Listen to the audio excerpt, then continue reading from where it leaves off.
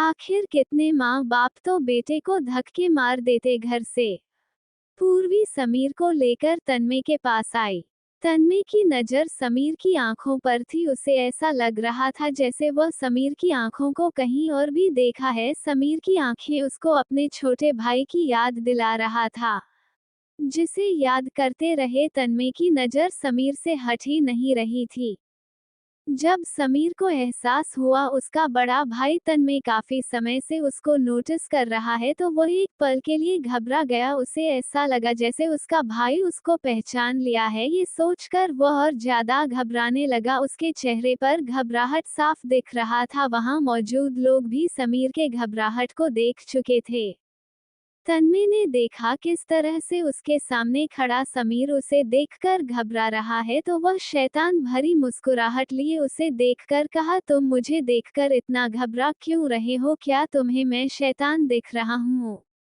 तन्मय की बात सुनकर पूर्वी की नज़र तुरंत समीर के चेहरों पर चली गई। वह ये जानकर हैरान थी किस तरह तन्मय खुद को ही शैतान कह रहा है। ये सोचकर वह धीरे से खुद से ही कहती, शैतान खुद को ही शैतान कह रहा है? ये तो ताज्जुब की बात है। तन्मय पूर्वी से ज्यादा दूर खड़ा नहीं था, जिस वजह से वह पूर्वी की बातों को बहुत अच्छे से सोच चुका था। उसने देखा किस तरह से पूर्वी उसे शैतान कह रही है, तो ये देखकर सी उसकी आंखें छोटी हो गई। जब पूर्वी की नज़र तन्मय की नज़रों से मिली तो वो जल्दी से समीर से कहती, समीर भाई आप इसे डरो मत, ये दिल के बहुत अच्छे हैं और दिखने में बहुत अच्छे हैं। पूर्वी की बात सुनकर आर्यन को बहुत हंसी आ रही थी। वो सब देख रहा था किस तरह से पूर्वी तन्मय से बचने के लिए समीर से झूठ कह रही है। ये बात वह भी जानता था। पूर्वी तन्मय को हमेशा शैतान ही बुलाती है, उसे शैतान ही मानती है। समीर ने जब पूर्वी की बातों को सुना तो वह तन्मय को देखकर मुस्कुराते हुए कहा, मैं तुम्हारे पति को बहुत अच्छे से जानता हूँ। इनफैक्ट पूरी दुनिया ही तुम्हारे पति को जानती है और मैं ये भी जानता हूँ तुम्हारा पति दिल का बहुत अच्छा है। मुझे तुम्हारे पति से मिलकर काफी अच्छा लगा। ये कहकर समीर अपने हाथ को आगे बढ़ाया। तन्मय समीर की बातों को सुनकर कहीं ना कहीं अच्छा फील कर रहा था। ना जाने क्यों समीर को देखकर उसे एक अपना सा लगाव हो रहा था। वह एक नज़र समीर के हाथ को देखा, फिर अपने हाथ को पॉकेट से बाहर निकालकर उससे हाथ मिलाया। रेहान इस समय सोफे पर बैठा हुआ था और वहां बैठकर उन सभी की बातों को बड़े ध्यान से सुन रहा था। जब उसने देखा सब तब से बातें ही कर रहे हैं, तो वह मुंह बनाकर पूर्वी से कहा, मम्मा क्या सब एक दूसरे से बातें ही करते रहेंगे या फिर हम कोई पार्टी भी करेंगे? मुझे बहुत जोरों से भूख लगी है। रेहान की बात सुनकर समीर की नज़र छोटे से बच्चे पर चले गया। उस बच्चे को देखते ही समीर की आंखें चमक उठी। समीर यह जानता था वह बच्चा तन्मय का है। वो मुस्कुराकर उसके पास आया, फिर उसको अपने गोद में उठाकर मुस्कुराते हुए कहा, हेलो चेम, कैसे हो? मैंने सुना है तुम अपनी मम्मा के सबसे प्यारे बच्चे हो। रेहान की नज़र इस समय पूर्वी के चेहरों पर थी, क्योंकि वह किसी अनजान की गोद में था और वह अपने मम्मा से परमिशन लेना चाहता था। क्या वह उस अनजान आदमी से बात करें? पूर्वी रेहान की नज़रों को देखकर समझ चुकी थी उसका बेटा उसकी परमिशन लेने के लिए उसे ही देख रहा है। ये देखकर वह अपनी पलकें झपकाईं।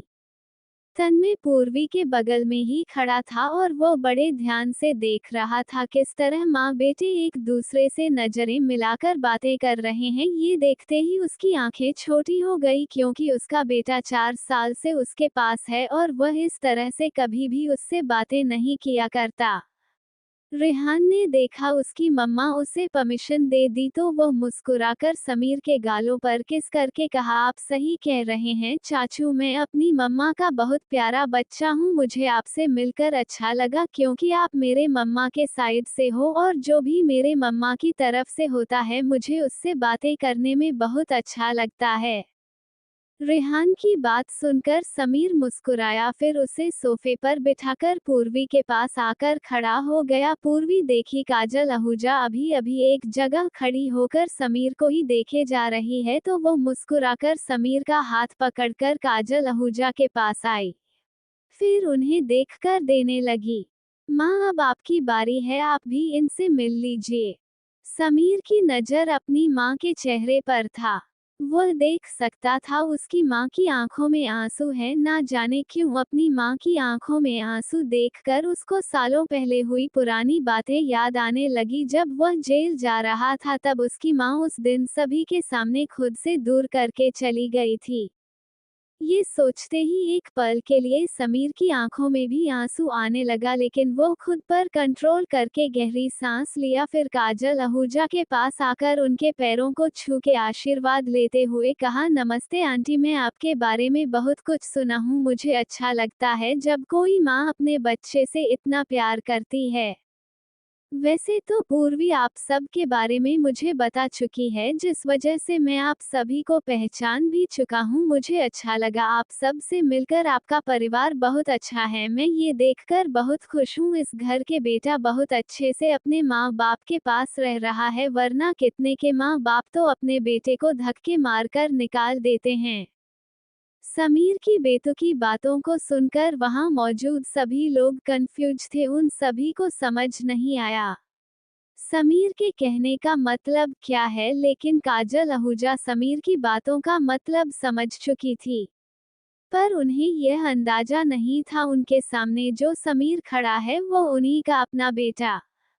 वो समीर को देखकर बस हल्का सा मुस्कुराई, फिर उसके सर पर हाथ रख कर कहने लगी, सिचुएशन को देखते हुए माँ बाप फैसला लेते हैं। जरूरी नहीं कि जो वह कर रहे हो वह सच में करना चाहते हैं। उनके पीछे कोई मजबूरी भी रहती है। खैर, आजकल के बच्चों को क्या ही समझ आएगा ये सब। वैसे मुझे भी तुमसे मिलकर बहुत अच्छा लगा। ये कहकर काजल आहूजा एक नज़र उसे देखी, फिर अपने पति के पास चली गई। पूर्वी को एहसास हुआ वह समीर को सभी से मिलवा चुकी हैं और अब तक सभी गेस्ट भी आ चुके हैं। ये देखकर पूर्वी देव आहूजा के पास आकर कहने लगी, दादू आपने जैसा कहा था मैं वैसा कर चुकी हूँ। अगर कोई भी कमी हुई हो तो मैं उसके लिए आपसे अभी माफी मांगना चाहती हूँ।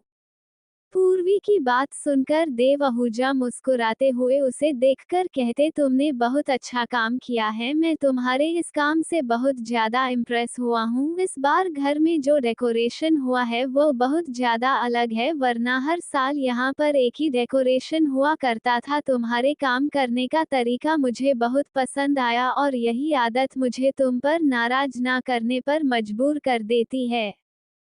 मैं बहुत खुश हूँ तुम हमारे घर की बहू बनकर आई हूँ, हमारे पोते की पत्नी बनकर और हमारे पर पोते की माँ बनकर। हमेशा खुश रहना, मेरा आशीर्वाद हमेशा तुम्हारे साथ है।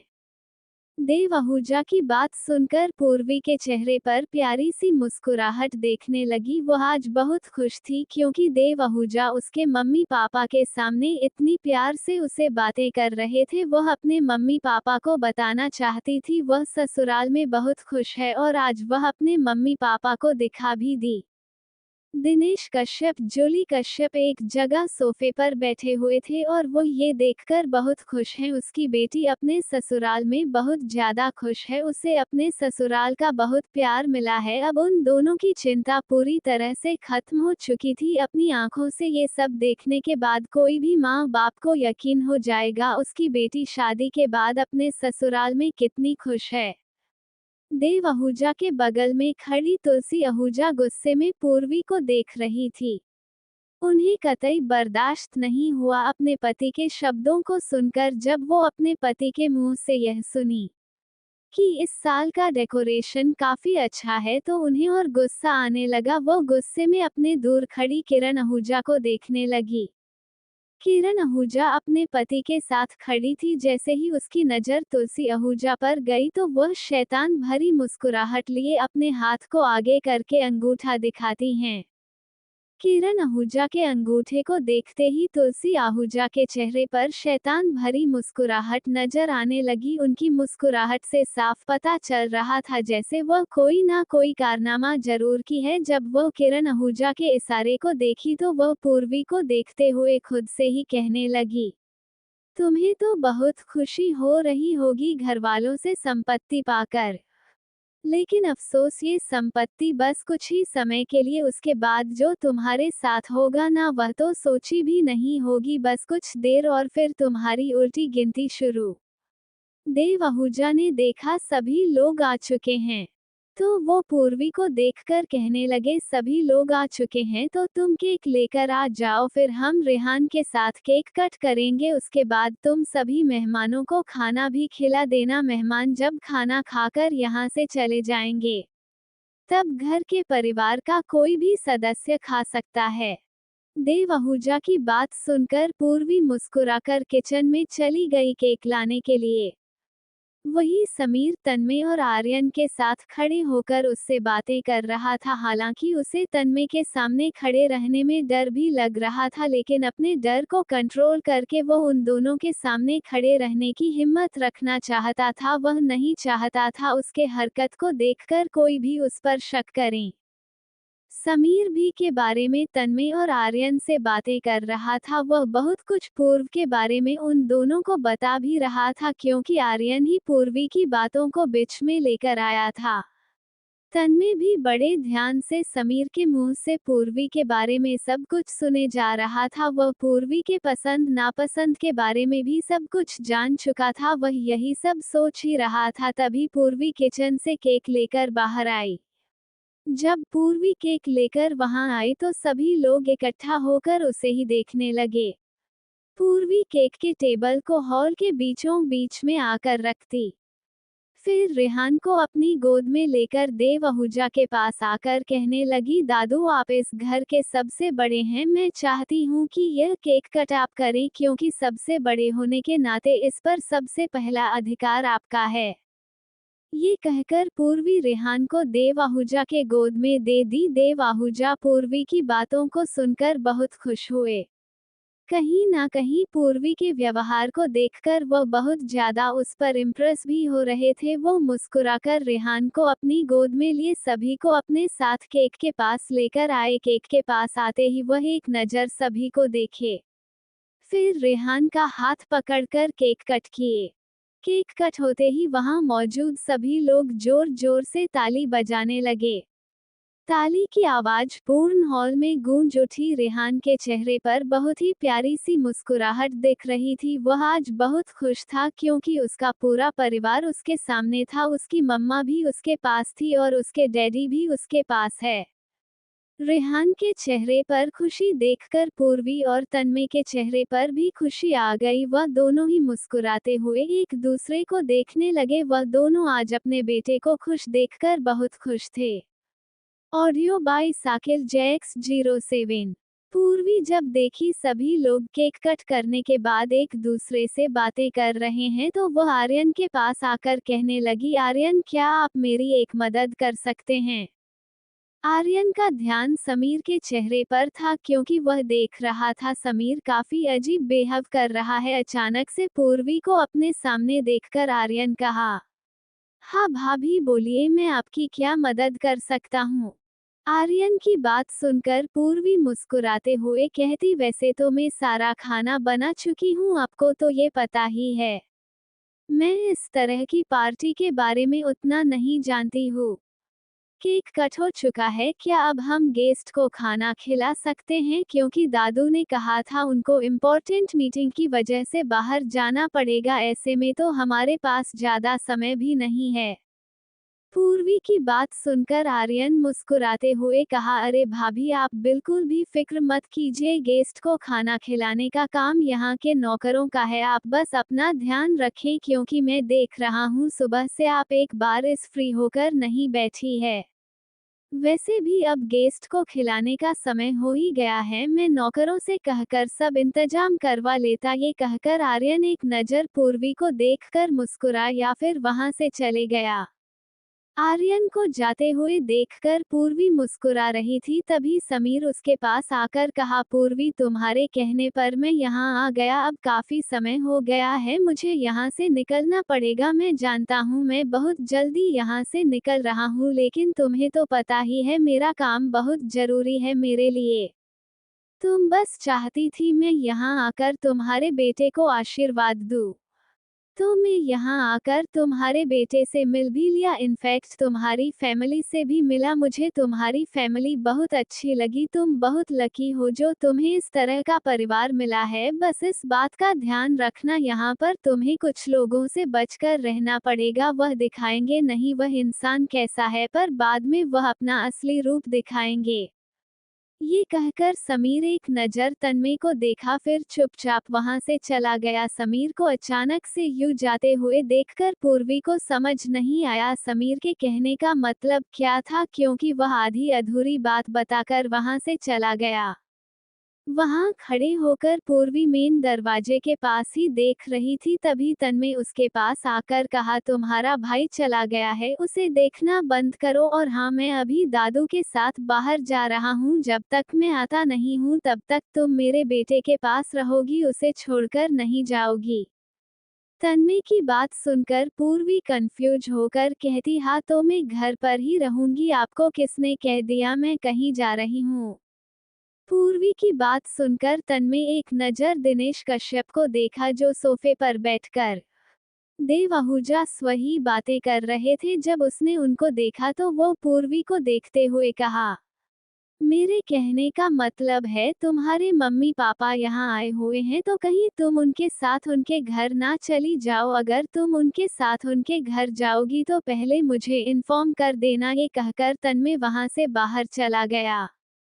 तन्मय बाहर जा चुका था, ये देखकर देव आहूजा भी पूर्वी के मम्मी पापा से इजाजत लेकर वहां से चले गए। जब पूर्वी के मम्मी पापा ने देखा सभी जा चुके हैं तो वो लोग पूर्वी के पास आए, उनको अच्छे से आशीर्वाद देखकर बच्चे से मिलने के बाद वहां से चले गए। हालांकि पूर्वी चाहती थी उसके मम्मी पापा यहाँ रुककर कुछ खाकर जाएं, पर उसके मम्मी पापा का कहना था वह अपनी बेटी के ससुराल में पहले दिन आकर कुछ खाना नहीं चाहते हैं। पूर्वी को काफी बुरा लगा था, उसके मम्मी पापा इस घर में पहले दिन आए थे और उनको तुलसी आहूजा के ताने को सुनना पड़ा। हालांकि पूर्वी पहले ही अपनी मम्मी पापा को ये बता चुकी थी घर में सभी उसे अपना चुके हैं, लेकिन तुलसी आहूजा उसे अभी तक नहीं आई है। यही बात थी जिस वजह से दिनेश कश्यप थोड़ा शांत थे, वरना अगर पूर्वी उन्हें इस बारे में नहीं बताती तो उनके मन में ना जाने कितने सारे बुरे ख्याल आते रहते। तुलसी आहूजा जो किरण आहूजा को कुछ काम करने के लिए भेजी थी, जब उन्होंने देखा कि किरण आहूजा तुरंत ही वहां आ गई है तो वो गुस्से में उसे घूर कर देखने लगी।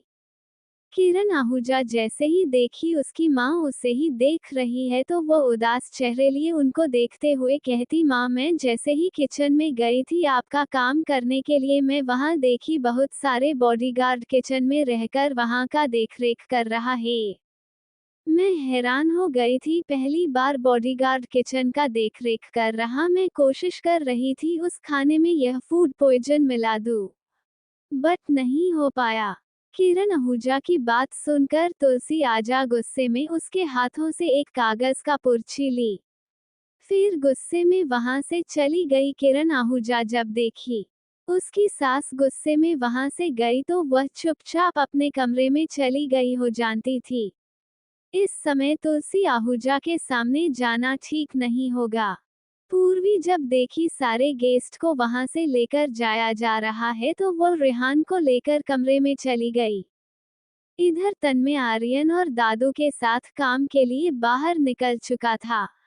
देव आहूजा आज को इम्पोर्टेंट मीटिंग था और जिस जगह पर देव पूजा का इम्पोर्टेंट मीटिंग था उसी जगह पर तन्मय का भी किसी और के साथ मीटिंग होने वाला था, और यही वजह थी दोनों का एक साथ ही जाना। जब वो दोनों वहां पहुंचे तो देव आहूजा तन्मय को देखकर कहने लगे, हो सकता है मुझे थोड़ा देर होगा, मैं कॉल करके अपनी कार मंगवा लूंगा, तुम दोनों अपना मीटिंग खत्म करके यहाँ चले जाना, मेरा इंतजार मत करना। ये कहकर देव आहूजा उस होटल के अंदर चले गए। देव आहूजा को होटल के अंदर जाते हुए देखकर आर्यन तन्मय से कहा, चलो दादू तो चले गए हैं, अब हमें भी चलना चाहिए, मुझे काफी समय से क्लाइंट का कॉल आ रहा है और वह लोग काफी समय से हमारा इंतजार कर रहे हैं। ये कहकर आर्यन तन्मय के साथ उस होटल के अंदर चले गया। आर्यन जैसे ही होटल के अंदर आया उसने देखा वहां का मैनेजर स्वागत में खड़ा है। आर्यन के बगल में खड़ा तन्मय एक नज़र मैनेजर को देखा, फिर आर्यन से कहा, फालतू का मुझे कोई भी ड्रामा नहीं चाहिए, चुपचाप इन्हें कह दो जिस रूम में मीटिंग हो रही है उस रूम में कोई भी डिस्टर्ब ना करे। ये कहकर तन्मय वहां से होटल के कमरे की तरफ चले गया। आर्यन तन्मय की बातों को सुन चुका था। वह मैनेजर के पास जाकर उसे वार्न करके उसे कमरे में चले गया जिस कमरे में तन्मय की मीटिंग होने वाली थी। आर्यन जैसे ही कमरे में आया तो उसने देखा मीटिंग स्टार्ट हो चुकी है। ये देखकर वह चुपचाप तन्मय के बगल में जाकर बैठ गया। तन्मय की जिसके साथ मीटिंग होने वाली थी वह एक अच्छे खासे घर के बिजनेसमैन थे और उस बिजनेसमैन के साथ उसकी एक बेटी भी आई हुई थी जिसके चेहरे पर बहुत मेकअप थोपा हुआ था। कोई दूर से ही उसके चेहरे को देखकर बता सकता था वह कितना ज्यादा मेकअप लगाई हुई है। आर्यन को तो उसका चेहरा देखकर ही उल्टी जैसा होने लगा। उसको तो उस लड़की का चेहरा देखकर हंसी भी आ रहा था पर वो उस समय वहां हंसना नहीं चाहता था। यही सोचकर वह चुपचाप अपना मुंह बंद करके अपनी नजरें उस लड़की से हटाकर अपने काम पर लगा लिया। तन्मय अपने सामने टेबल पर रखे फाइल को बड़े ध्यान से देख रहा था। जब उसने सारे फाइल को पूरी तरह से चेक कर लिया तो वह अपने सामने बैठे हुए उस क्लाइंट से कहा, मिस्टर गुप्ता, मैंने आपसे मेल करके कहा था पहला कॉन्ट्रैक्ट मुझे आपका बिल्कुल भी पसंद नहीं आया था। आप कोशिश करें दूसरा प्रोजेक्ट बनवाने का। आपने बहुत अच्छा कोशिश भी किया। मैं इस प्रोजेक्ट को देखकर बहुत खुश हूँ क्योंकि इस प्रोजेक्ट में आपने बहुत सुधार किया है और आपके काम को देखकर भी मैं बहुत इम्प्रेस हुआ। आपने हार नहीं मानी। आमतौर पर तन्मय आहूजा किसी पर इतना इम्प्रेस नहीं होता है। तो मैं आपके साथ में कॉन्ट्रैक्ट एक्सेप्ट करने के लिए तैयार हूँ। ये कहकर वह अपने बनाए हुए कॉन्ट्रैक्ट पर साइन किया, फिर उसको कॉन्ट्रैक्ट पेपर को मिस्टर गुप्ता के सामने रख दिया। जब मिस्टर गुप्ता सुने तन्मय आहूजा को उसका प्रोजेक्ट बहुत पसंद आया तो वह काफी खुश हुए। उन्हें लगा उनके साथ जो बेटी आई हुई है उनको देखकर तन्मय आहूजा इतना इम्प्रेस हो गए हैं और उसी वजह से उनको उनका बनाया हुआ प्रोजेक्ट भी काफी पसंद आया। ये सोचकर उनके मन में ख्याल आया वो एक नज़र अपनी बेटी को देखे जो बड़े ध्यान से तन्मय को ही देखकर मुस्कुरा रही थी। ये देखने के बाद वह तन्मय से कहने लगे, मैं बहुत खुश हूँ, आपका मेरा प्रोजेक्ट काफी पसंद आया। मैं 5 मिनट के ब्रेक चाहता हूँ। मुझे इम्पोर्टेंट कॉल करना है। मैं कॉल करके आकर इस कॉन्ट्रैक्ट पर साइन जरूर करूंगा, बस मुझे 5 मिनट का ब्रेक दे दीजिए। मिस्टर गुप्ता की बात सुनकर तन्मय गहरी सांस लिया, फिर अपनी पलकें झपकाया। तन्मय के इशारे को देखकर मिस्टर गुप्ता जल्दी से उस मीटिंग से बाहर निकल गए।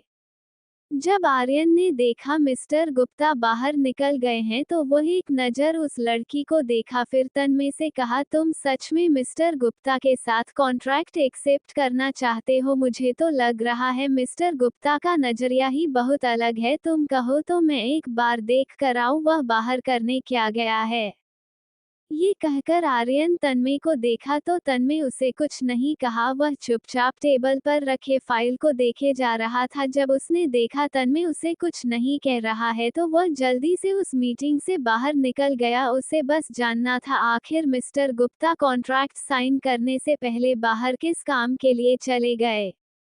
इधर अब मीटिंग रूम में सिर्फ तन्मय और वह लड़की ही मौजूद थे। वह लड़की जान चुकी थी उसके पापा क्यों आखिर उसे अकेला छोड़कर गए हैं। ये सोचकर उसके मन में बहुत बड़ा ख्याल आया। वह ख्याल आते हैं वह अपनी जगह से उठी, फिर धीरे कदम से चलकर तन्मय के करीब आई। तन्मय का नजर अभी भी टेबल पर रखे फाइल पर था। वह जानता था वह लड़की उसके काफी करीब खड़ी है, लेकिन तब भी वह अपना सर उठाकर उस लड़की का चेहरा नहीं देखा। जब वो लड़की तन्मय के करीब आकर खड़ी हुई तो वह देखी तन्मय उसे खुद से दूर नहीं किया। ये सोचकर उसे लगने लगा तन्मय खुद चाहता है वो उसके करीब जाए, लेकिन अफसोस उसकी यह सबसे बड़ी गलती थी। वो लड़की अपना हाथ तन्मय के कंधे पर रखकर उसे दबाते हुए कहती, मैं जानती हूँ तुम जैसे इतनी खूबसूरत लड़के पर बहुत सारी लड़कियां मरती होगी और तुम भी बहुत सारी लड़कियों के साथ रातें गुजारते होगे। तो क्या तुम उन लड़कियों में से मुझे भी चुन सकते हो? तुम फिक्र मत करो, मैं तुम्हें बहुत खुश करूंगी। यह कहकर वह लड़की अपना चेहरा तन्मय के चेहरे के करीब लेकर आने लगी, इससे पहले कि वह लड़की तन्मय के होठों को छूती। तन्मय गुस्से में अपना हाथ उस लड़के के गले पर रखकर जोर से दबाकर उसे दीवार से लगाकर कहा, किसी लड़की की इतनी औकात नहीं है जो बिना तन्मय आहूजा की परमिशन लेकर उसके करीब आने की कोशिश करे। ये कहकर वह उस लड़की का गला जोर से दबाने लगा। Audio by Shakil JX07। तन्मय उस लड़की का गला काफी जोर से दबा रहा था। वह लड़की तन्मय का शैतान रूप देखकर डर चुकी थी। उसके मुंह से तो बोली तक नहीं निकली। जब वह देखी तन्मय उसे मारने तक पर उतर आया तो वह काफी जोर जोर से रोने लगी। तन्मय ने देखा उसके सामने जो लड़की खड़ी है वह उसे देखकर रो रही है, तो उसके होठों पर शैतान भरी मुस्कुराहट नजर आने लगा। वह मुस्कुराते हुए उस लड़की के गले को छोड़कर गुस्से में उसे धक्का देकर कहा, आइंदा मेरे सामने अपना यह वाहियात शक्ल लेकर मत आना। आज तो तुम्हें तन्मय आहूजा छोड़ रहा है, अगर दोबारा तुम ऐसी हरकत की तो तुम्हारा वह हाल करूंगा जो तुम जिंदगी में सोची भी नहीं होगी। यह कहकर तन्मय गुस्से में उस मीटिंग रूम से बाहर निकल गया। तन्मय जैसे ही मीटिंग रूम से बाहर आया उसने देखा आर्यन भी मीटिंग रूम की तरफ आ रहा है। आर्यन को देखते ही तन्मय गुस्से में कहा, मिस्टर गुप्ता से कह दो हमें उनके साथ कोई भी कांटेक्ट नहीं करना है। ये कहकर तन्मय वहां से निकल गया। आर्यन तन्मय बात सुनकर हैरान था, उसे समझ नहीं आया तन्मय अचानक से कॉन्ट्रैक्ट साइन ना करने के लिए क्यों कहा, क्योंकि थोड़ी देर पहले उसने ही कहा था उसे मिस्टर गुप्ता का प्रोजेक्ट काफी पसंद आया। फिर अचानक से यह सोचकर वह मीटिंग रूम के अंदर गया। वह मीटिंग रूम के दरवाजे के पास ही खड़ा था, वहां खड़े होकर ही देखा मिस्टर गुप्ता की बेटी जमीन पर बैठकर रो रही है। उस लड़की की हालत को देखकर आर्यन समझ चुका था आखिर मीटिंग रूम में क्या हुआ। ये सोचकर उसे हंसी आने लगा, क्योंकि वह लड़की अपने ही पैरों पर कुल्हाड़ी मारकर एक शैतान की गुफा की तरफ जा रही थी। यह सोचकर आर्यन एक नज़र उस लड़की को देखा, फिर गुस्से में वहां से निकल गया। आर्यन जैसे ही होटल की तरफ जा रहा था उसने देखा मिस्टर गुप्ता फोन पर से बात खत्म करके उसकी तरफ से आ रहे थे। मिस्टर गुप्ता को अपने पास आते हुए देखकर आर्यन उनके पास आया, फिर उनको देखकर मुस्कुराते हुए कहा, मिस्टर गुप्ता मुझे ये बताते हुए अफसोस हो रहा है, आपकी बेटी की गलती की वजह से हम आपके साथ कॉन्ट्रैक्ट तोड़ रहे हैं। हम अब आपके साथ कोई भी कॉन्ट्रैक्ट नहीं करेंगे और आपको उस बात का ईमेल भी मिल जाएगा। ये कहकर आर्यन मिस्टर गुप्ता की बात सुने बिना वहां से चला गया। आर्यन की बात को सुनकर तो मिस्टर गुप्ता हैरान थे, उन्हें समझ नहीं आया आखिर अचानक से कॉन्ट्रैक्ट क्यों कैंसिल कर दिया गया, वह भी उनकी बेटी की वजह से। यह सोचकर वह मीटिंग रूम के अंदर चले गए।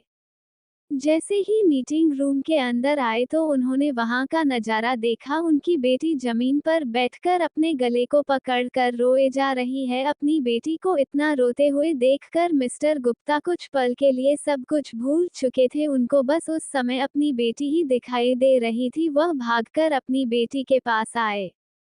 वह लड़की जैसे ही अपने पापा को अपने सामने देखी तो भागकर उनके पास आकर उनके गले लग गई और फूट फूट कर रोने लगी। अपनी बेटी को इतना रोते हुए देखकर मिस्टर गुप्ता उस लड़की को खुद से दूर किए, फिर उसके आंसू को पोंछ कर कहने लगे, जानवी यह क्या हो गया तुम्हें, तुम्हारी ऐसी हालत कैसे हुई है?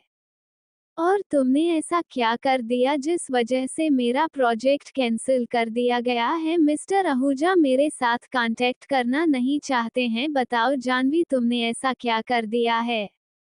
मिस्टर गुप्ता की बात सुनकर जाह्नवी एक नज़र उनको देखिए फिर अपनी नज़रें नीचे करके उनको सब कुछ बताने लगी। सब कुछ बताने के बाद जाह्नवी गुस्से में अपनी मुट्ठी कसके फिर से कहती, पर डैडी मैं उस तन्मय आहूजा को नहीं छोड़ूंगी। उसे क्या लगता है जाह्नवी गुप्ता इतनी आसानी से लोगों को छोड़ देती है, वह भी उन लोगों को जो लोग उसे परेशान करने की हद पार कर देते हैं।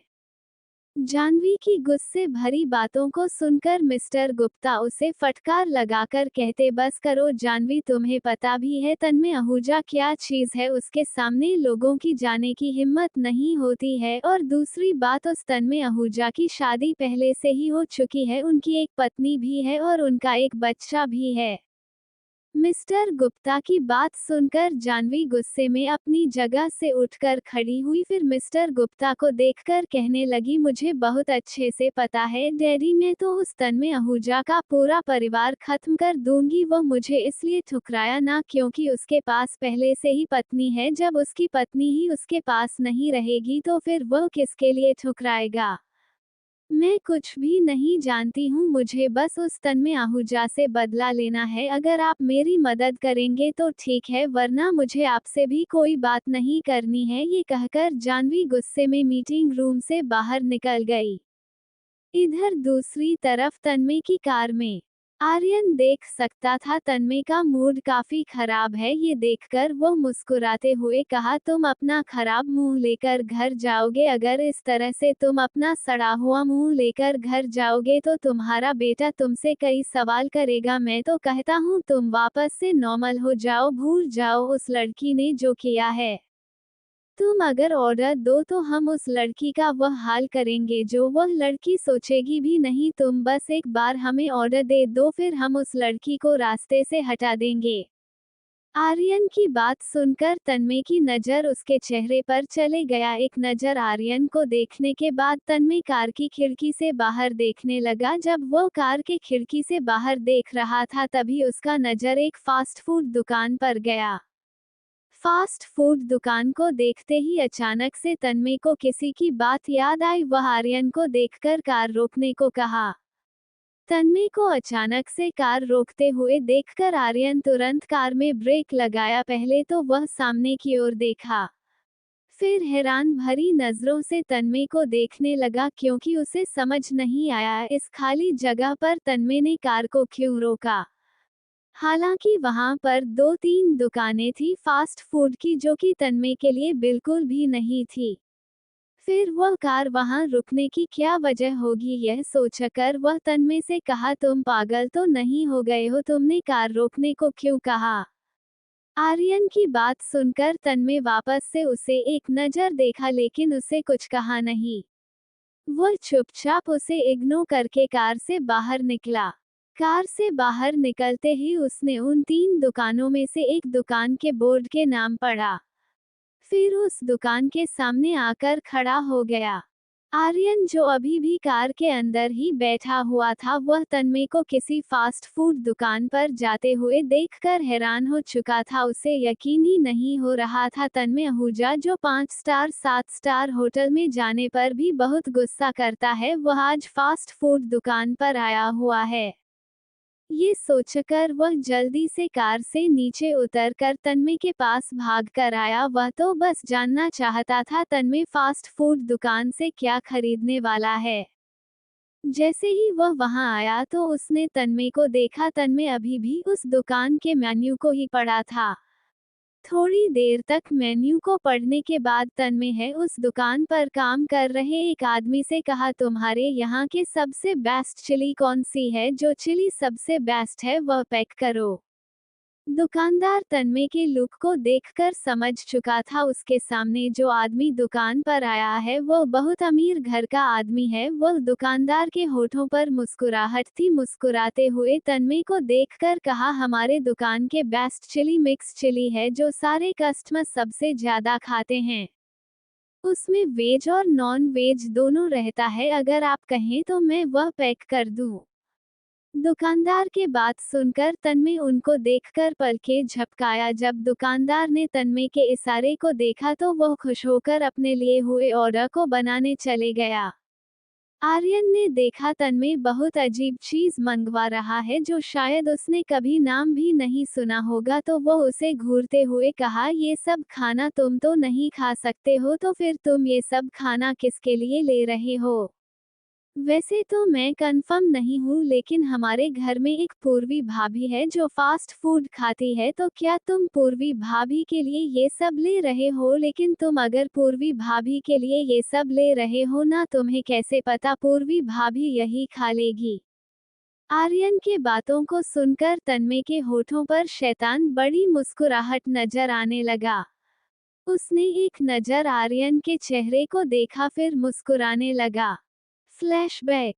अच्छा, तो तुम पूर्वी को काफी समय से जानते हो, तो तुम्हें ये भी पता होगा पूर्वी को क्या पसंद है क्या नहीं पसंद है। अब तुमने खुद ही कहा है तुम पूर्वी के बारे में सब कुछ जानते हो, तो ये तो पता ही होगा तुम्हें। तन्मय ये कहकर समीर को देखकर तिरछी स्माइल कर रहा था। समीर ने तन्मय के बातों को सुनकर मुस्कुराया, वह जानता था तन्मय जानबूझकर उसके मुंह से पूर्वी के बारे में उसकी पसंद नापसंद जाना चाहता है। वो कहीं ना कहीं खुश था, उसका भाई पूर्वी के बारे में जानने की कोशिश कर रहा है।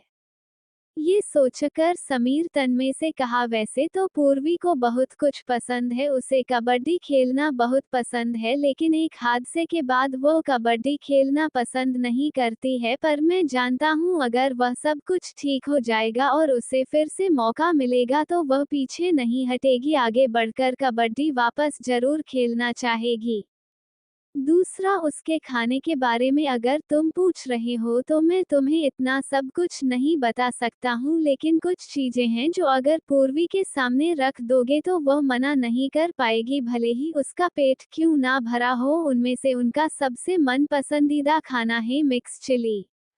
हालांकि वो हर तरह की चिली खाती है, लेकिन मिक्स चिली उसे बहुत पसंद है।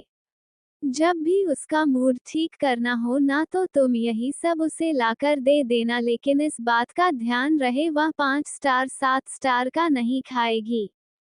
उसे फास्ट फूड है पसंद है जो मार्केट में नॉर्मल रोड पर मिल जाते हैं या फिर नॉर्मल दुकान पर मिल जाते हैं। और अगर तुम उसके और भी कुछ पसंद के बारे में जानना चाहते हो तो मुझे तुम्हें लिस्ट बनाकर देनी पड़ेगी, क्योंकि उसकी पसंद बहुत है, नापसंद बहुत कम है। और मेन इम्पॉर्टेंट, उसका पसंद में उसे किस तरह के इंसान पसंद आते हैं। उसे उस तरह के इंसान पसंद आते हैं जो उसका साथ दे, कभी उसका साथ ना छोड़े, उसको एक सपोर्टर की तरफ प्यार करे। उसको गिफ्ट बहुत पसंद है, भले ही गिफ्ट में कोई छोटा सामान क्यों ना हो, बस गिफ्ट पैक होना चाहिए। ये कहकर समीर मुस्कुराने लगा। समीर की बात सुनकर तन्मय के होठों पर शैतान बड़ी मुस्कुराहट दिखने लगा।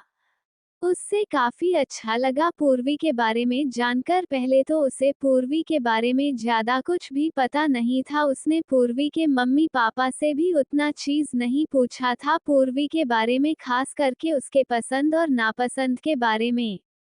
ये सोचकर तन्मय गहरी सांस लिया, फिर समीर को देखकर हल्का सा मुस्कुराकर वहां से चला गया।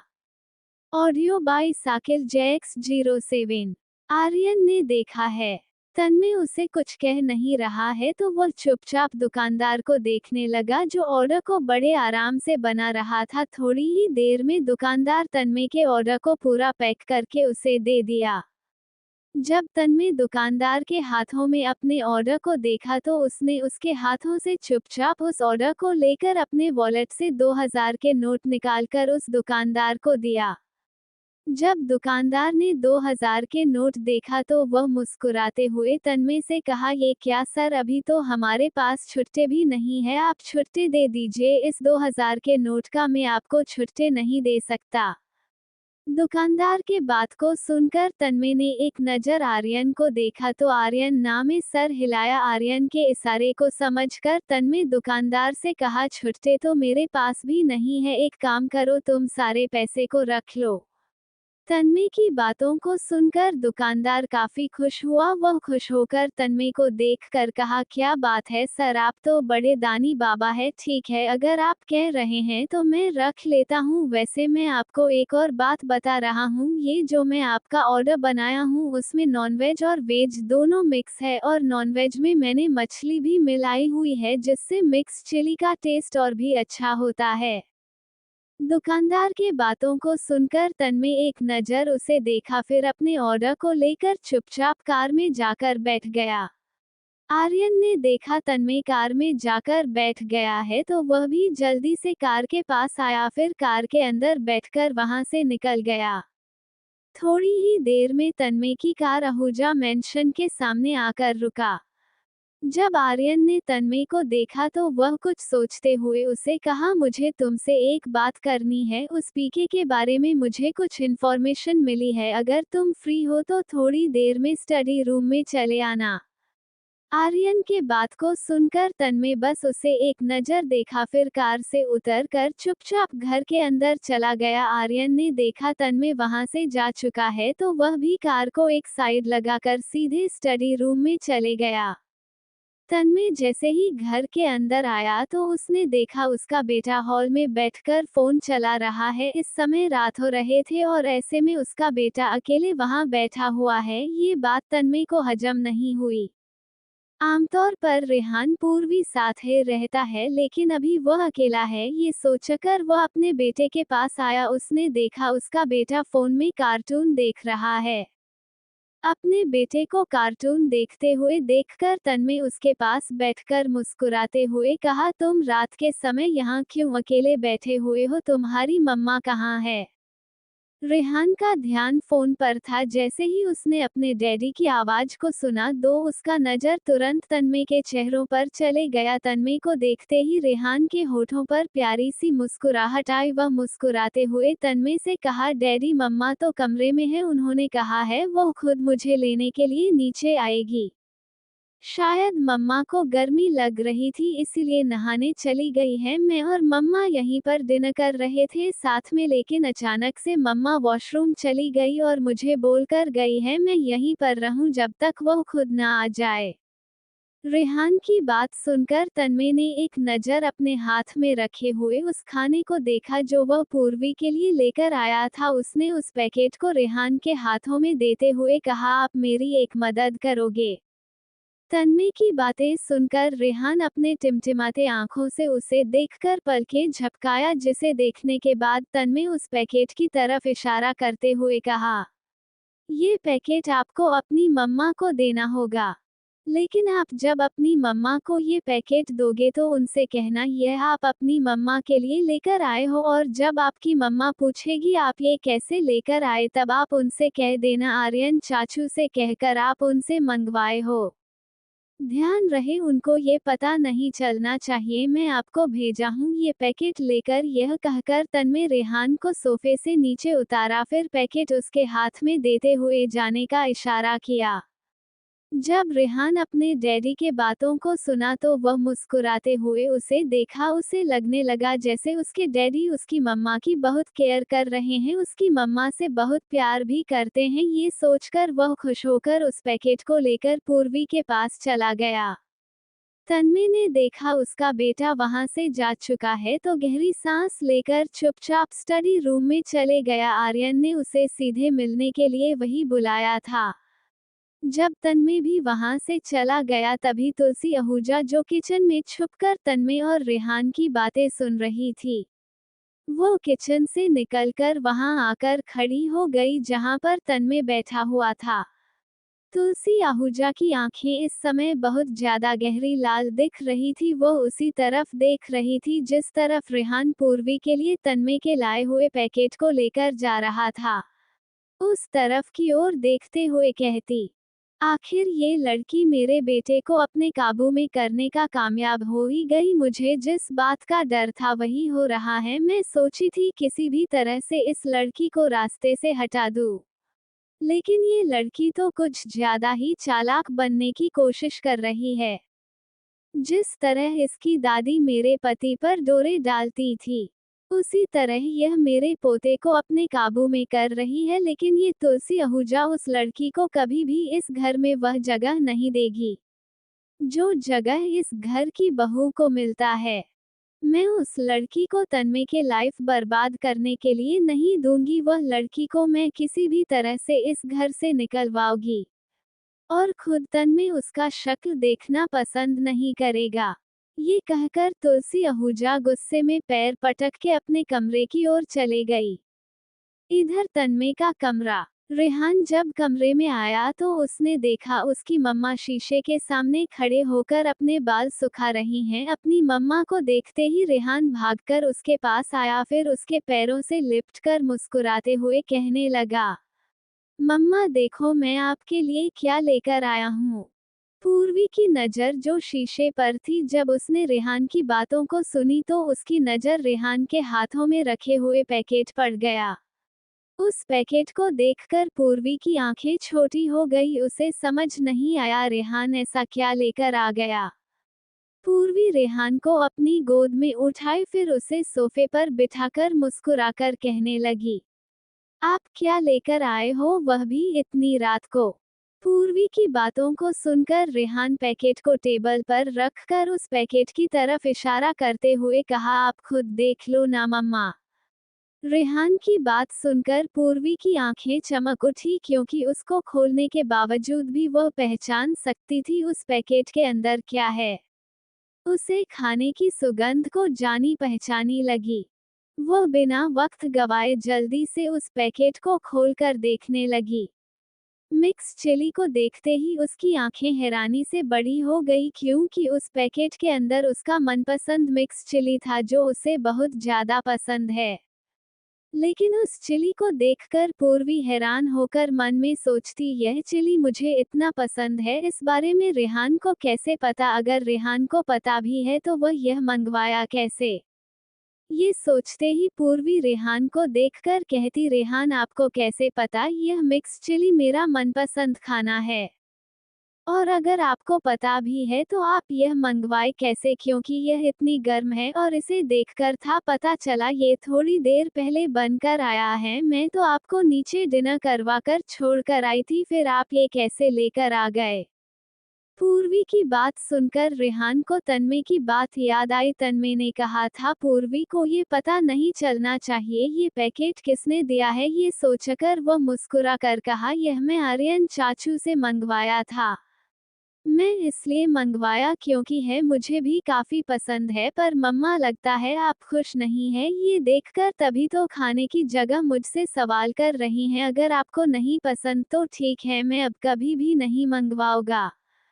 ये सब रेहान जानबूझकर कर रहा था, वह नहीं चाहता था उसकी मम्मा ये पूछे उसको कैसे पता चला ये पूर्वी का मनपसंद खाना है। अगर पूर्वी यह सवाल की तो वह फंस सकता है। यही सोचकर वह अपनी मम्मा से आज झूठ कह रहा था।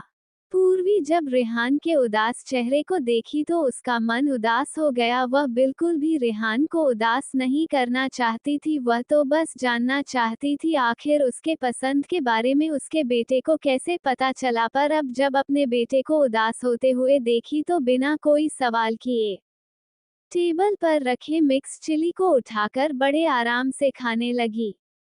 जैसे ही पूर्वी एक बाइट चिली की ली, उसकी आंखें हैरानी से बड़ी हो गई। वह बड़े ध्यान से उस डब्बे में रखे हुए मिक्स चिली को देख रही थी। उस चिली के डब्बे को देखकर पूर्वी मन में ही कहती, ओह सीट, कहीं इसमें मछली तो नहीं है। ओह गॉड, अगर इसमें मछली है तो फिर मैं कैसे खा सकती हूँ, मुझे तो मछली से एलर्जी है। ये सोचते हैं पूर्वी का ध्यान रेहान के मासूम चेहरे पर गया।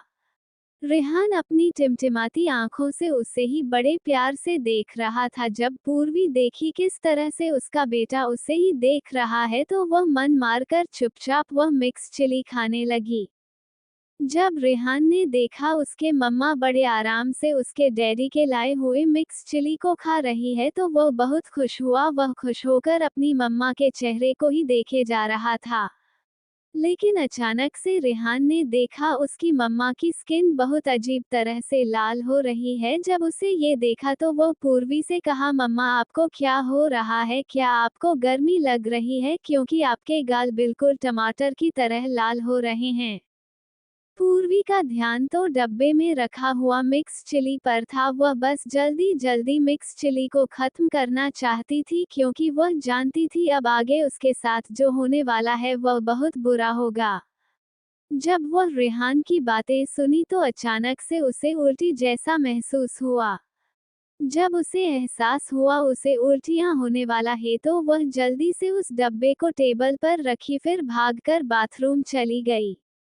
रेहान अपनी मम्मा की हरकत को देखकर हैरान था। उसे समझ नहीं आया उसकी मम्मा अजीब बिहेव क्यों कर रही है। उसने देखा ऑलमोस्ट उसकी पूर्वी सारा खाना खत्म कर चुकी है, लेकिन पूर्वी के बिहेवियर उसे समझ नहीं आया। वह सोच में पड़ गया, आखिर उसकी मम्मा को क्या हुआ। पहले तो उसने सोचा जब उसकी मम्मा बाथरूम से बाहर आएगी तब वो उससे ही पूछ लेगा, लेकिन 10 मिनट बीत चुके थे और पूर्वी बाथरूम से बाहर नहीं आई थी। ये देखकर रेहान जल्दी से कमरे से बाहर निकलकर तन्मय के पास जाने लगा, क्योंकि वह अपने पापा को बताना चाहता था उसकी मम्मा को अचानक से कुछ होने लगा है। उसे पता था इस समय उसके पापा स्टडी रूम में ही होंगे। ये सोचकर वह स्टडी रूम की तरफ भागा। जैसे ही वह स्टडी रूम में आया उसने देखा उसके पापा और चाचू दोनों ही बातें कर रहे हैं। तन्मय को देखते ही रेहान भागकर उसके पास आकर उसके पैरों से लिपट के रोते हुए कहा, डैडी मम्मा के पास चलो ना, देखो मम्मा को कुछ हो गया है। मैं आपके दिए हुए खाना मम्मा को दिया तो मम्मा उसे खा गई, लेकिन अचानक से मम्मा की तबीयत खराब हो गई और वह बाथरूम चली गई है। 10 मिनट हो चुके हैं, वह अभी तक बाहर नहीं निकली। ला आप चलकर देखो ना मम्मा को क्या हुआ है। ये कहकर रेहान और जोर से रोने। Audio by Sakil Jacks 07। Rehan की बात सुनकर तन्मय कुछ समझ नहीं आया, उसका बेटा कहना क्या चाहता है। वो कंफ्यूज होकर आर्यन को देखने लगा। तन्मय को अपनी ओर देखते हुए देखकर आर्यन भी कंफ्यूज होकर ना में सर हिलाया, जिसे देखने के बाद तन्मय रेहान से कहा, आप कहना क्या चाहते हो।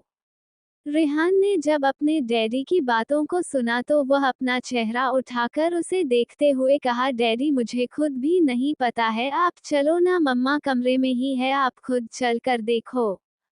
रेहान की बात सुनकर तन्मय गहरी सांस लिया, फिर उसके साथ स्टडी रूम से बाहर निकलकर अपने कमरे की तरफ जाने लगा। थोड़ी ही देर में तन्मय, आर्यन और रेहान तीनों ही उस कमरे में आ चुके थे। जैसे ही तन्मय रेहान को लेकर कमरे में आया उसने देखा पूर्वी बाथरूम के दरवाजे के सहारे खड़े होकर लंबी लंबी सांसें ले रही है। हालांकि तन्मय कमरे के दरवाजे के पास ही खड़ा था, लेकिन वह वहां से ही पूर्वी की हालत को देख सकता था। पूर्वी के स्किन को लाल होते हुए देखकर तन्मय को समझते देर नहीं लगी, आखिर पूर्वी को हुआ क्या है। तन्मय जल्दी रेहान को आर्यन की गोद में देकर पूर्वी के पास आया तो पूर्वी की सांसें अब और ज्यादा तेज चलने लगी।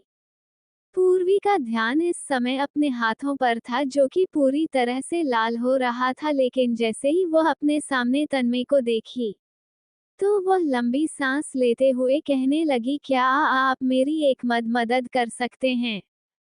पूर्वी की बातों को सुनकर तन्मय एक नजर उसे देखा, फिर जल्दी से उसको अपनी बाहों में उठाकर बेड के पास आया। वह देख सकता था पूर्वी हालत बहुत ज्यादा बिगड़ रही है, उसे सांस लेने तक में प्रॉब्लम हो रही है। वह आर्यन को देखकर कहा, कॉल द डॉक्टर। ये कहते ही तन्मय ने पूर्वी को बेड पर लिटाया।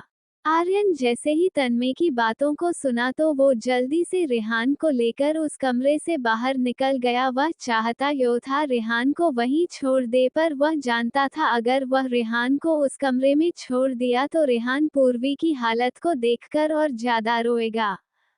तन्मय ने देखा आर्यन जा चुका है तो वह पूर्वी को देखकर थोड़ा गुस्से में कहा, ये कैसे हुआ तुम्हारे साथ।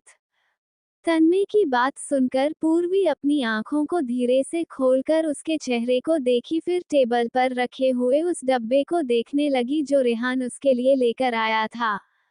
जब तन्मय ने देखा पूर्वी कहाँ देख रही है तो उसका नजर भी उसे डब्बे पर चला गया। उस डब्बे को देखते ही तन्मय की आंखें फटी की फटी रह गई। यह वही डब्बा था जो वह पूर्वी के लिए लेकर आया था, लेकिन उसे क्या पता था वह उस डब्बे में पूर्वी के लिए जहर लेकर आ रहा है।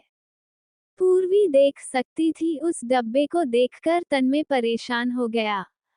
तो ना जाने क्यों तन्मय को परेशान देखकर पूर्वी को अच्छा नहीं लगा। वह अपनी हल्की आंखें को खोलते हुए उसके हाथों को पकड़कर धीरे आवाज में कहती, आप फिक्र मत कीजिए, मुझे कुछ नहीं होगा। आप बस मेरा एक काम कर दीजिए, किचन में जाकर लौंग और अदरक का मिक्सर पानी में मिलाकर मुझे दे दीजिए और इस बात का ध्यान रखिएगा पानी हल्का गर्म होना चाहिए। आप ये बस जल्दी से कर दीजिए, क्योंकि अगर जरा सा भी देरी हुई तो मुझे बहुत ज्यादा प्रॉब्लम होगी। पूर्वी की बात सुनते हैं तन्मय एक नजर उसे देखा। पूर्वी घरेलू उपाय के बारे में बता रही है। पहले तो उसने सोचा डॉक्टर के आने तक का वेट करें, पर 15 मिनट बीत चुके थे लेकिन डॉक्टर नहीं आया था। ये सोचकर उसने पूर्वी की बातों को मानना ही सही समझा। वो पहले पूर्वी को ब्लैंकेट से कवर किया, फिर जल्दी से कमरे से बाहर निकलकर किचन में आ गया। जैसे ही वो किचन में आया उसने देखा किचन में पहले से काजल आहूजा और किरण आहूजा मौजूद है। किरण आहूजा फ्रिज में कुछ सामान रख रही थी, वही काजल आहूजा गैस पर कुछ बना रही थी। जैसे ही उन दोनों की नज़र तन्मय पर गया, उन दोनों की आंखें हैरानी से बड़ी हो गई। तन्मय आमतौर पर जल्दी किचन नहीं आता है, लेकिन आज वह इतना परेशान होकर किचन आया है, ये बात उन दोनों को हैरान करने वाली थी। काजल आहूजा जब देखी उसका बेटा कुछ ज्यादा ही परेशान है तो वह अपने गैस को बंद करके उसके पास आकर कहने लगी, क्या हुआ, तुम इतना परेशान क्यों हो? क्या तुम्हें कुछ चाहिए? अगर तुम्हें कुछ चाहिए तो मुझे बता दो, तुम इस तरह से किचन में क्यों आए हो? अपनी माँ की ढेर सारे सवालों को सुनकर तन्मय ने उन्हें देखकर कहा, माँ अभी मेरे पास इन सवालों का जवाब नहीं है, आप बस मुझे इतना बता दीजिए लौंग और अदरक कहाँ है। तन्मय की बातें सुनकर किरण आहूजा और काजल आहूजा दोनों ही कंफ्यूज होकर उसे देख रहे थे। जब तन्मय देखा वह दोनों उसे देख रहे हैं तो वह थोड़ा गुस्से में कहा, मैं जो पूछा हूँ उसका जवाब दीजिए, मेरे पास ज्यादा समय बिल्कुल भी नहीं है। तन्मय की गुस्से भरी आवाज को सुनते हैं दोनों ही अपने ख्यालों से बाहर आए। फिर काजल आहूजा तन्मय के बताए हुए सामग्री को निकालकर उसके हाथों में दे दी। तन्मय ने जब अपने हाथों में लौंग और अदरक को देखा तो वह जल्दी से गर्म पानी लेकर उस अदरक और लौंग का मिक्सचर बनाकर उसमें मिला दिया। तन्मय देखा पूर्वी के बताए हुए आयुर्वेदिक दवा बन चुका है तो जल्दी से किचन से बाहर निकलकर अपने कमरे की तरफ जाने लगा। काजल आहूजा और किरण आहूजा देख सकती थी तन्मय कुछ ज्यादा ही परेशान है। जब किरण आहूजा को एहसास तन्मय किसी और के लिए इतना परेशान हो रहा है तो वो काजल आहूजा को देखकर कहने लगी, तन्मय इतना परेशान तभी होता है जब रेहान की तबीयत खराब होती।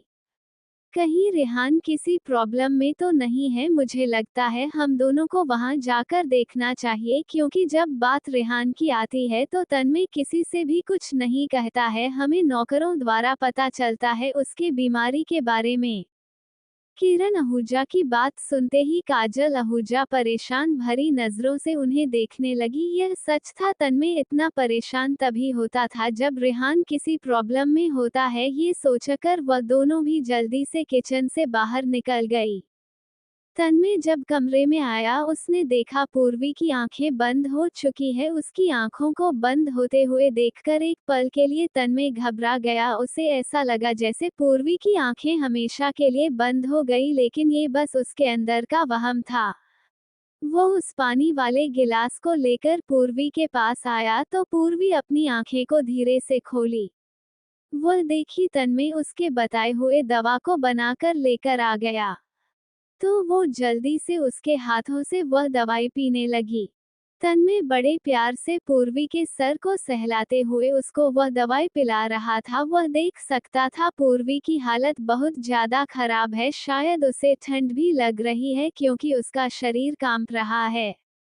पूर्वी गिलास में रखे हुए सारे दवाई को पी गई तो वो उसे आराम से बेड पर लिटाया, फिर पूरी तरह से ब्लैंकेट से कवर कर दिया। उसने पहले तो अपने हाथों को पूर्वी के सर पर रखकर चेक किया कहीं पूर्वी को ज्यादा फीवर तो नहीं है। जब उसे एहसास हुआ पूर्वी को फीवर है तो वह दरवाजे की तरफ देखने लगा, क्योंकि अब तक डॉक्टर बाहर नहीं आया था। उसे तो अब डॉक्टर के ना आने पर ज्यादा गुस्सा आ रहा था। वह गुस्से में उठकर जैसे दरवाजे के पास आया, उसने देखा आर्यन डॉक्टर को लेकर भागते हुए वहीं आ रहा है। तन्वी ने डॉक्टर को देखा तो वह गुस्से में उसके कॉलर को पकड़कर दांत पीसकर कहा, तुम्हें डॉक्टर किसने बना दिया है? पेशेंट जब इमरजेंसी में हो तो डॉक्टर को जल्द से जल्द उस पेशेंट के पास पहुंच जाना चाहिए, फिर तुम्हें इतना लेट कैसे हो गया? तन्वी को गुस्से में देखकर आर्यन जल्दी से उसको डॉक्टर से दूर करके कहा, तन्वी अपने गुस्से को कंट्रोल करो, डॉक्टर को आने में लेट हुआ है क्योंकि रास्ते में एक बड़ा सा एक्सीडेंट हो गया था और ट्रैफिक लगने की वजह से इनको वहां पर लेट हो गया। अब तो डॉक्टर आ गए हैं, उनको चेक तो करने दे दो भाभी को। तुम फालतू का इनसे अभी झगड़ा मत करो, वरना ज्यादा देरी हुई तो भाभी को और ज्यादा प्रॉब्लम होगी। तन्वी ने जब आर्यन की बातों को सुना तो वह डॉक्टर के कॉलर को छोड़कर गुस्से में उसे देखने लगा। जब डॉक्टर ने देखा तन्वी उसे छोड़ दिया तो वह जल्दी से पूर्वी के पास आया। डॉक्टर ने देखा कोई उसे बहुत गौर से घूर रहा है तो उसका नजर वापस से तन्वी के चेहरों पर चले गया। तन्वी उसे ही गुस्से में देखे जा रहा था। तन्वी का नजर इस समय पूर्वी के हाथों पर था जो डॉक्टर छूने वाला था पर छुआ नहीं था। तन्वी ने जब ये देखा तो वो गुस्से में आर्यन से कहा, क्या तुम्हें कोई लेडी डॉक्टर नहीं मिली? तन्वी की बातों को सुनकर आर्यन कंफ्यूज होकर उसे देखने लगा, क्योंकि तन्वी एक डॉक्टर से जल रहा था। आर्यन ने देखा तन्वी उसे गुस्से में ही देखे जा रहा है तो वह हल्का सा मुस्कुराते हुए कहा, एक तो तुम्हें डॉक्टर बहुत जल्दी चाहिए था, दूसरा तुम कह रहे हो कोई लेडी डॉक्टर क्यों नहीं लेकर आया? तुम्हें पता है ना, हर डॉक्टर हर चीज की इलाज नहीं करते हैं। अब मैं अगर लेडी डॉक्टर को ढूंढता ना तो शायद मुझे 2 दिन लग जाते। वैसे मैं इस बात का ध्यान रखूंगा, मेरी नज़र में जितने भी लेडी डॉक्टर होगी ना मैं उसका लिस्ट बनाकर रखूंगा, और कभी भी अगर पूर्वी भाभी को जरूरत पड़ी डॉक्टर की तो मैं लेडी डॉक्टर ही बुला लूंगा। लेकिन प्लीज अभी के लिए गुस्सा शांत करो, उस डॉक्टर को भाभी का चेकअप करने दो। आर्यन की बात सुनकर तन्वी डॉक्टर को देखकर गहरी सांस लिया, फिर डॉक्टर को इशारे में चेकअप करने को कहा। जब डॉक्टर ने तन्वी के इशारे को देखा तो वह जल्दी से पूर्वी का चेकअप करने लगा। थोड़ी ही देर बाद चेकअप करने के बाद डॉक्टर पूर्वी को 2 इंजेक्शन लगाया। दोनों इंजेक्शन लगाने के बाद वह तन्वी के पास आकर कहा, इनको मछली से एलर्जी है और उन्होंने मछली खा लिया।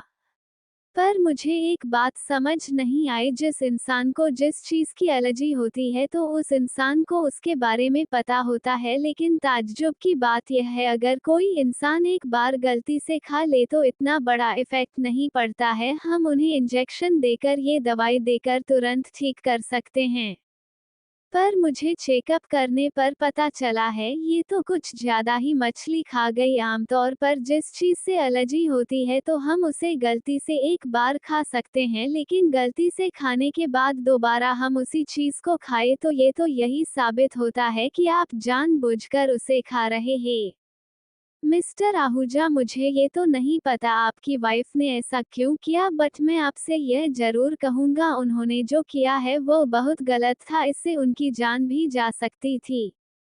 अगर जरा भी देरी होती तो शायद मैं भी उनको नहीं बचा सकता।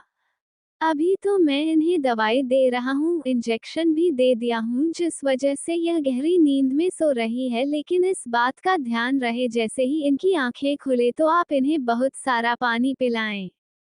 आमतौर पर उल्टियां करके इनके पेट में गया हुआ खाना तो निकल गया, बट पूरी तरह से नहीं निकला है, इसीलिए कोशिश करें कि आप इन्हें ज्यादा से ज्यादा पानी पिलाएं। ये कहकर डॉक्टर आर्यन को देखने लगा। आर्य ने डॉक्टर को देखा तो वह जल्दी से डॉक्टर को लेकर वहां से चला गया।